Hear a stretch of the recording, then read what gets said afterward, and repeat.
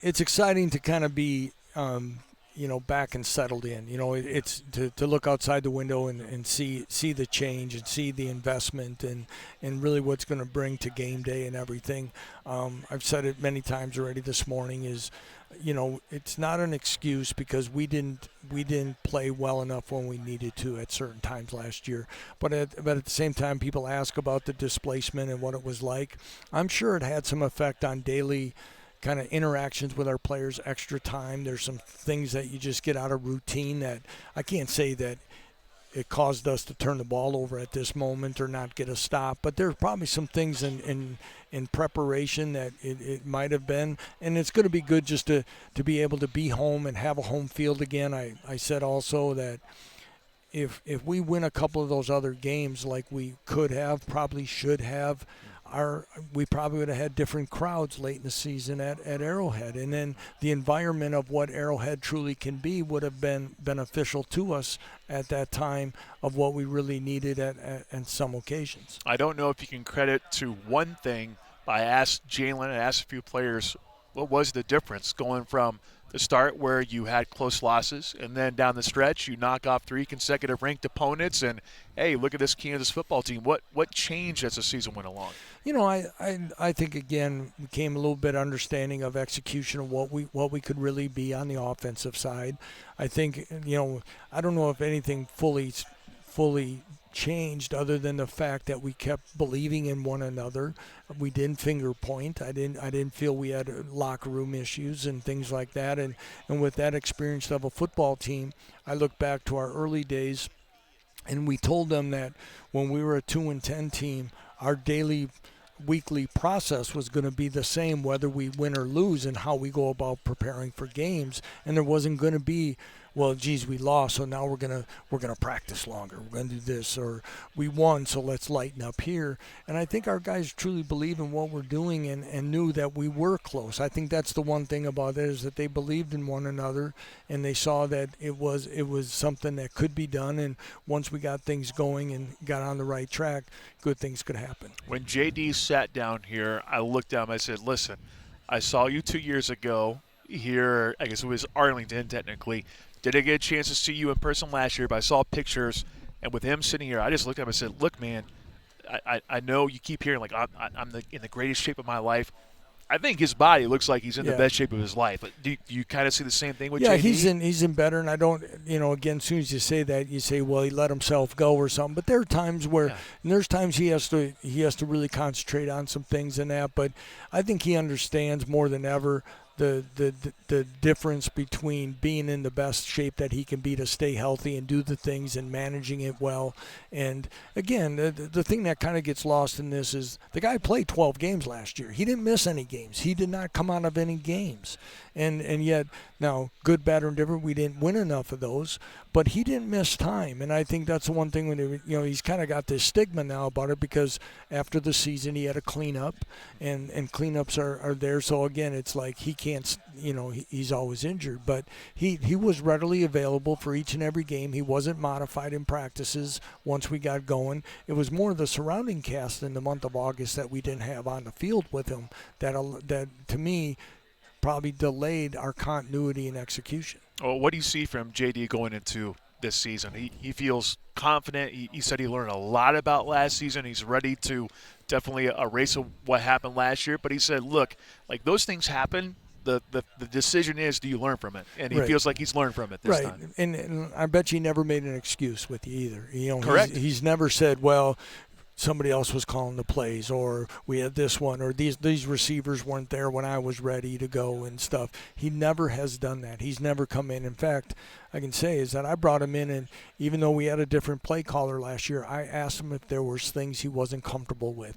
Was there something? And he'd no. Coach, I'm good. I'm on the same page with what's being called, what we're doing, and that's the kind of guy that he is. I think he knows it's this is the last go around. I think he's on a mission. He has something to prove.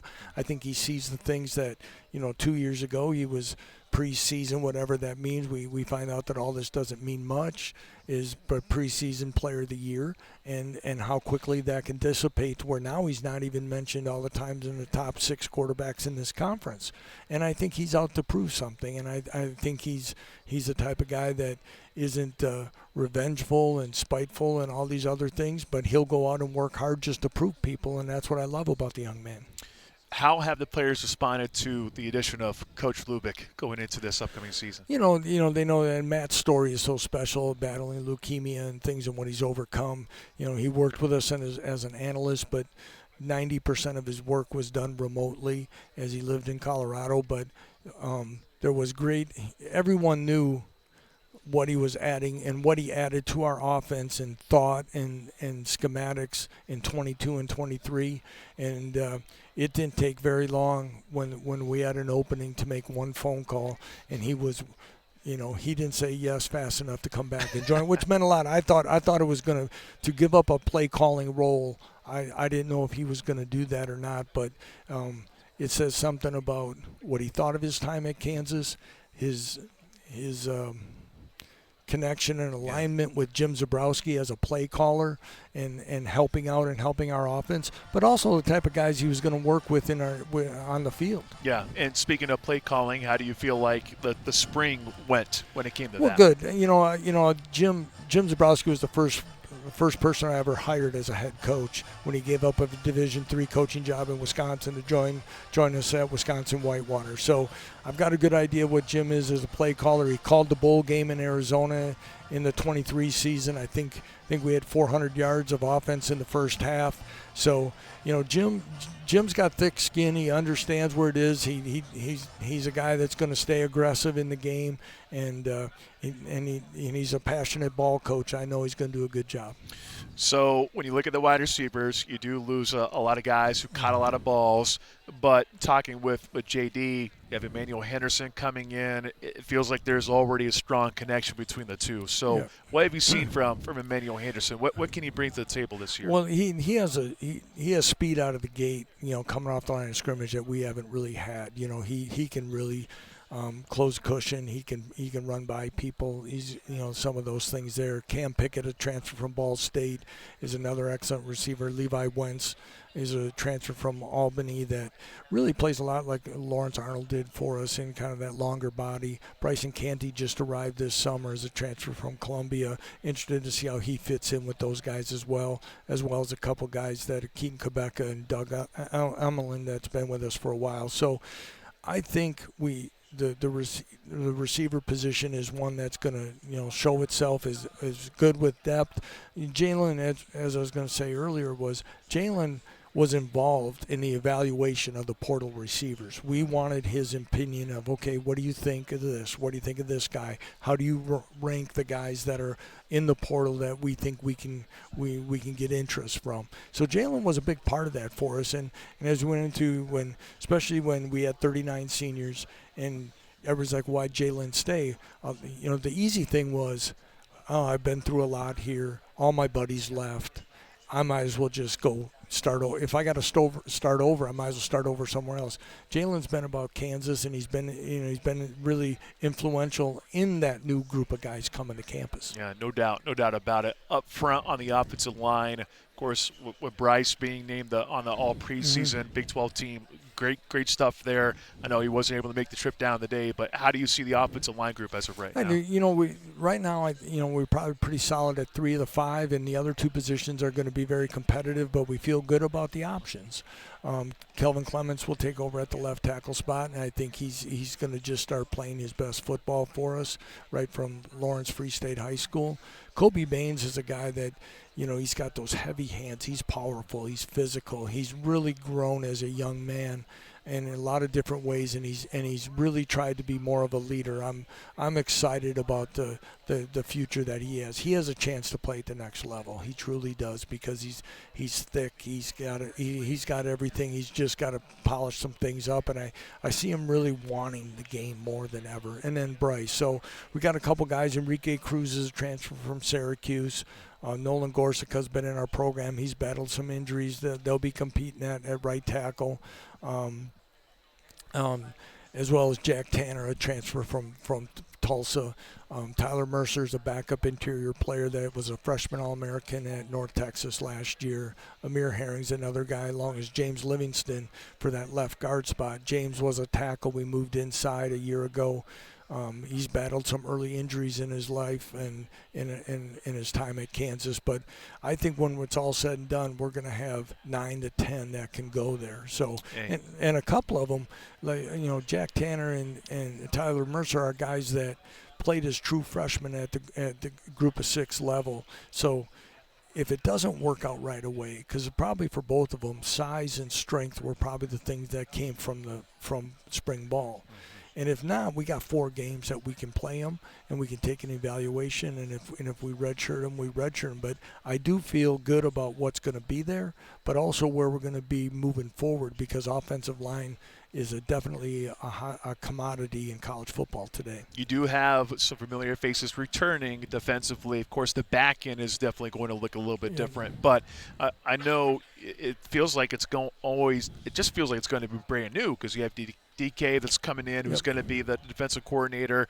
We had a chance to talk with DJ Withers. I know Dean Miller's walking around here today as well. But defensively, last year there were times where the defense kept you in games, and there were times where it just wasn't consistent enough. What was the main focus in the offseason from a defensive standpoint? What were some of the things you're trying to address going into this season? I think DK's taken some things in his time. He was with us last year. He's went in the NFL for 3 years. He's trying to look at some things that might be, we reduced a few things. We might be a little more simple. We're going to, getting our kids to play at a high straining level and hustling around. He's very emphatic about a lot of the small details. I really like what he's bringing us.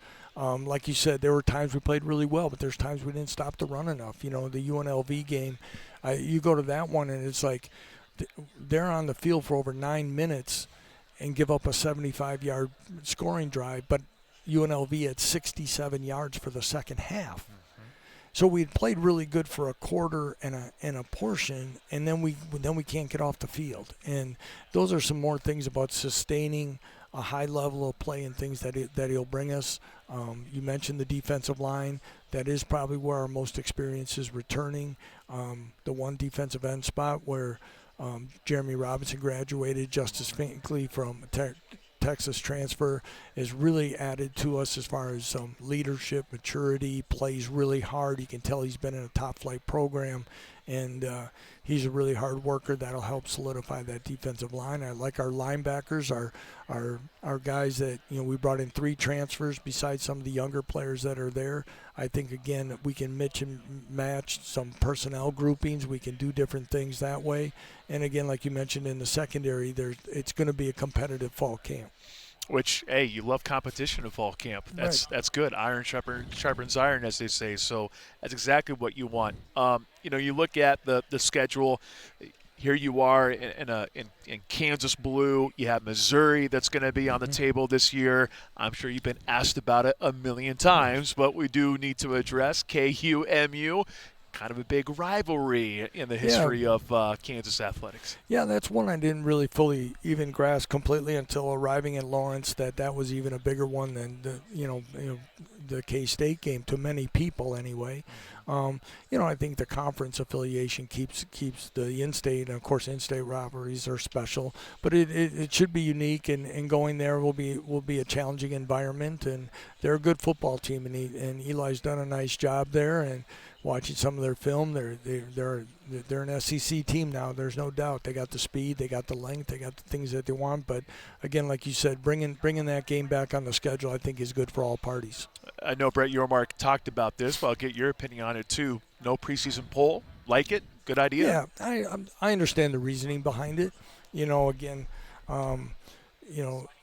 good or bad, it changes people's ideas on expectations, and again, I think it's pretty well known that you look at Arizona State, where they were picked last year and where it was, and to say, instead of saying, hey, they're a really good football team, it was like, yeah, well, they're doing some good things, but the conference probably isn't what it needs to be, and they look at it in those things. You look at it in Baylor in 21 was picked 9th, I think, in the league. TCU was one that was probably middle of the pack, and they made the college football playoffs. And I think when we're trying to get through all this, that to get rid of the biases that are already there. I think some of it, we know they're there across the board. We're trying to reduce them. We should just pick the college football teams off the recruiting rankings then. People try to predetermine some things, and they're already putting a predetermination on just by what conference you play in. We're trying to level that back out. Yeah. Well, Coach, it's always a treat to get you on down here in Frisco. Thank you so much for joining us. Looking forward to seeing how things play out this year. Best of luck, Coach. Thank you. Great to be with you.